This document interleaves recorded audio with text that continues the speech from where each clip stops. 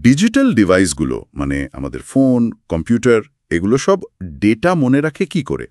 একটা ছোট্ট নির্দেশ বা ধরুন একটা হিসাবের ফলাফল সেটা ধরে রাখে কিভাবে? আজকের এই আলোচনায় আমরা ডিজিটাল সার্কিটের এই স্মৃতিশক্তির একেবারে মূলে যাব। তো শুরুতেই বরং বুঝে নিই কম্বিনেশনাল আর সিকোয়েন্সিয়াল লজিক সার্কিটের মধ্যে আসল তফাৎটা কোথায়। হ্যাঁ, একদম ঠিক জায়গা থেকে শুরু হচ্ছে। কম্বিনেশনাল সার্কিটগুলো বলতে গেলে সাধারণ ক্যালকুলেটরের মতো, মানে বর্তমান ইনপুট যা দেবেন সেটার উপর ভিত্তি করেই সঙ্গে সঙ্গে আউটপুট। ও নিজের কোনো স্মৃতি বা মেমোরি নেই। ও আচ্ছা। কিন্তু সিকোয়েন্সিয়াল সার্কিট এখানেই একদম আলাদা। মানে এর আউটপুটটা শুধু এখনকার ইনপুটের উপর নির্ভর করে না, আগের আউটপুট বা তার যে অবস্থা ছিল সেটার উপরেও নির্ভর করে, কারণ এর ভেতরে তথ্য ধরে রাখার একটা ব্যবস্থা থাকে। তার মানে এদের মেমোরি আছে। ঠিক তাই। এই তথ্য ধরে রাখা বা মেমোরির একদম গোড়ার যে ইউনিট সেটাই হলো ফ্লিপ-ফ্লপ। ইন্টারেস্টিং। তাহলে ফ্লিপ-ফ্লপ জিনিসটা ঠিক কি, একটু সহজ করে যদি বলেন। আর প্রায়ই যে শুনি ক্লক পালস, এই ক্লক পালসের ভূমিকাই বা কি এখানে?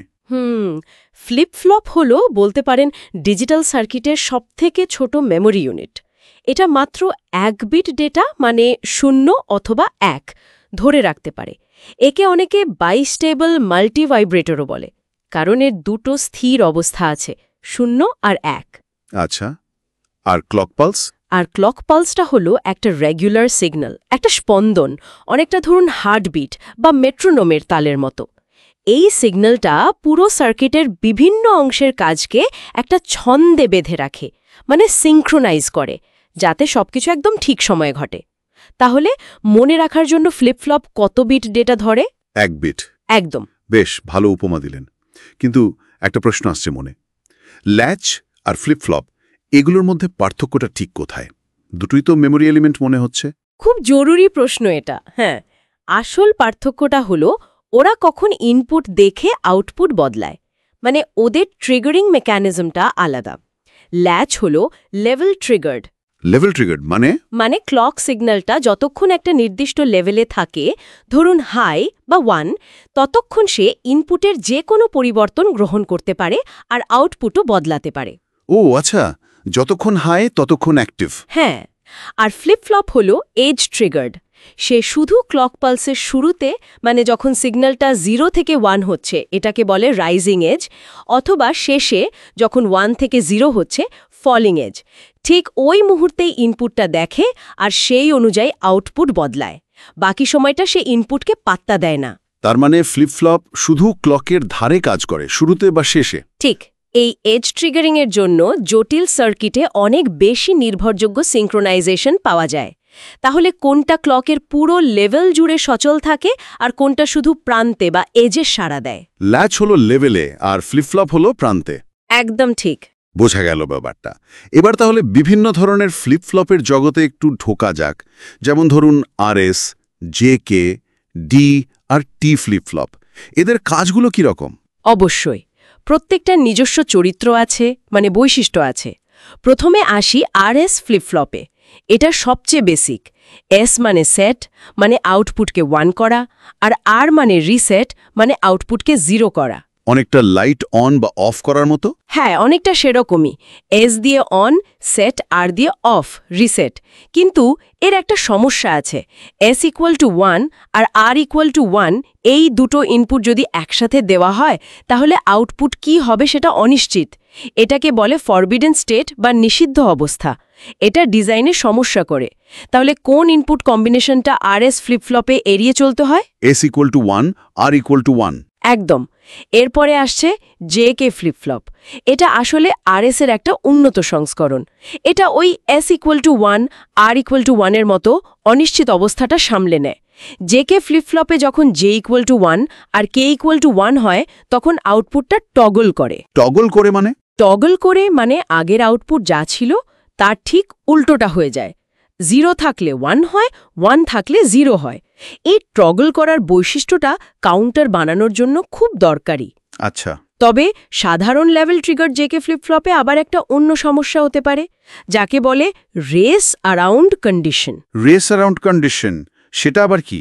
এটা হয় যখন ক্লক পালসটা বেশি চড়া থাকে আর J = K হয়, তখন ওই ক্লক পালসটা যতক্ষণ হাই থাকে আউটপুট বারবার 0 আর 1 এর মধ্যে পাল্টাতে থাকে, মানে টগল করতে থাকে।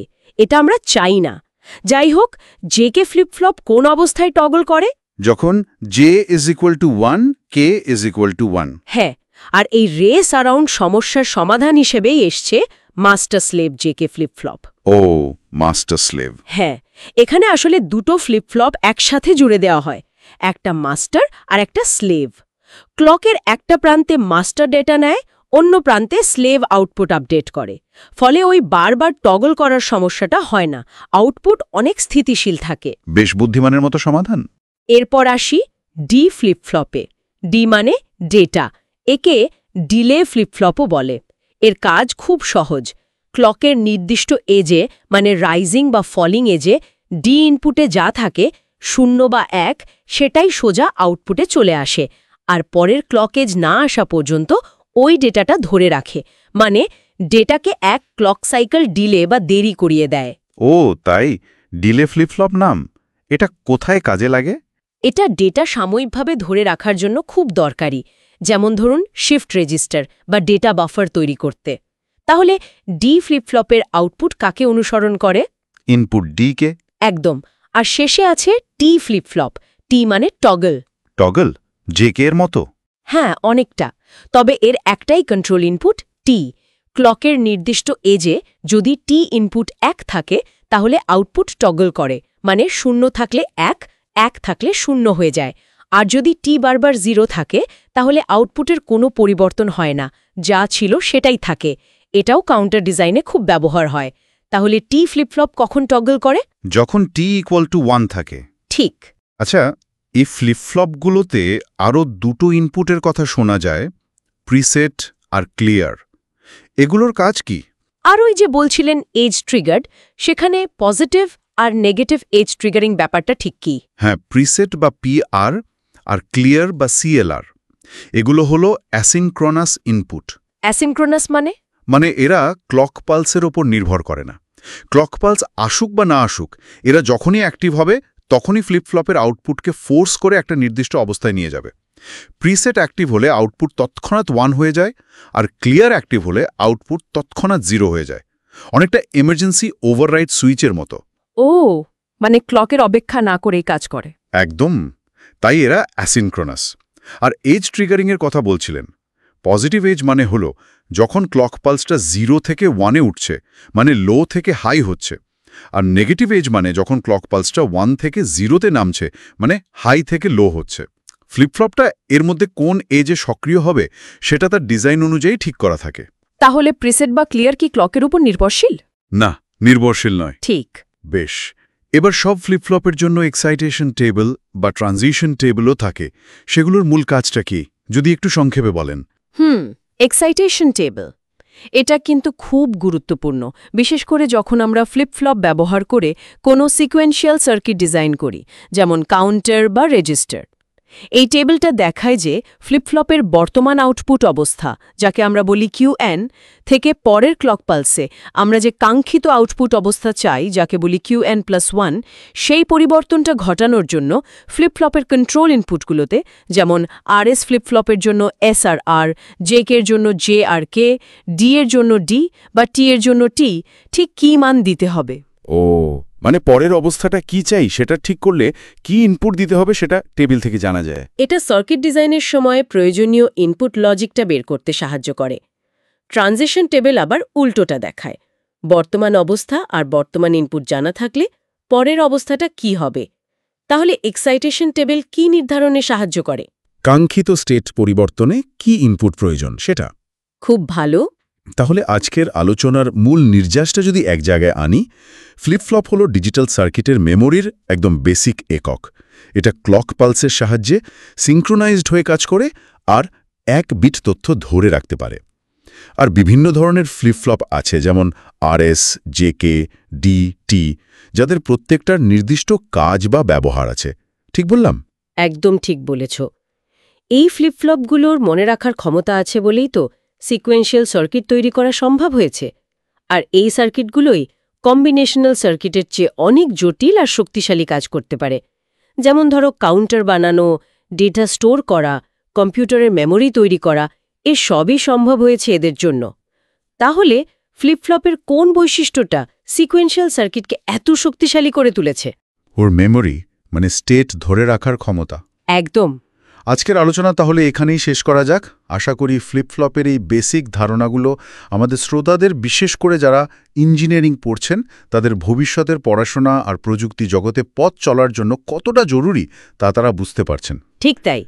মানে এই যে বেসিক বিল্ডিং ব্লকগুলো, এগুলো বোঝা মানে শুধু পরীক্ষায় পাশ করা নয়, এটা আসলে ভবিষ্যতে টেকনোলজি কিভাবে কাজ করবে বা হয়তো নতুন কিছু কিভাবে তৈরি করা যেতে পারে সেটার একটা ভিত্তি তৈরি করে দেয়।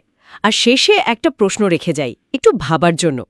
আমরা তো জানলাম এই সাধারণ 1 বিট মেমরি সেলের কথা, ফ্লিপ-ফ্লপের কথা, কিন্তু আজকের দিনের কম্পিউটারে যে আমরা দেখি গিগাবাইট বা টেরাবাইট র্যাম বা ধরুন এসএসডি, সেখানে তো লক্ষ লক্ষ বা কোটি কোটি এরকম মেমরি সেল একসাথে কাজ করছে।